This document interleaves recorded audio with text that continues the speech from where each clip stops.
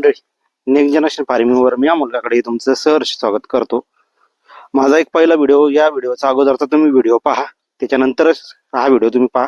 कारण या व्हिडिओमध्ये मी माहिती दिली की आता सप्टेंबर, ऑक्टोबर, नोव्हेंबर, डिसेंबर किंवा जानेवारीपर्यंत आपण कोणतेही टोमॅटो लागवड करू शकतो.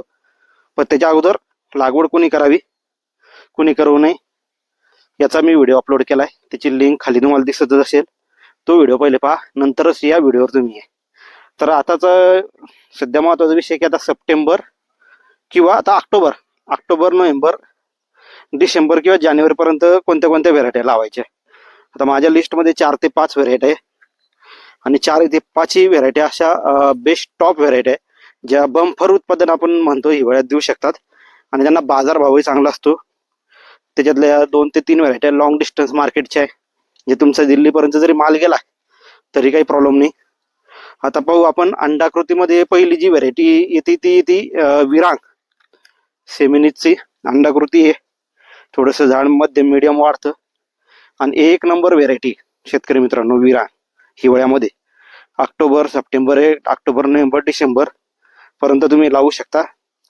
लांब पल्ल्याच्या मार्केटला माल जातो आणि एक नंबर क्वालिटीचं उत्पादन विरांग पासून होतं. त्याच्यानंतर रोग प्रतिकारक्षम व्हेरायटी आहे, रोगाला बळी पडत नाही, व्हायरसला बळी पडत नाही, त्यामुळे त्याची तुम्ही निवांत म्हणजे आरामशीर अंडाकृती व्हेरायटीची लागवड करू शकता.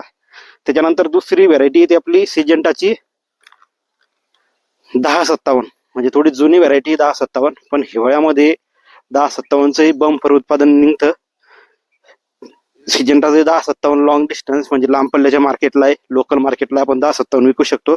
अंडाकृती आणि अभिनव एवढं झाड वाढतं, म्हणजे 62-42ची जी हाईट असते तेवढं 1057चं हाईट होती. पण माझ्या मते 1057 मध्ये फक्त तुम्हाला एक गोष्ट नियंत्रित ठेवावी लागते. 1057ला तर आमचा जुना एक्सपिरियन्स आहे.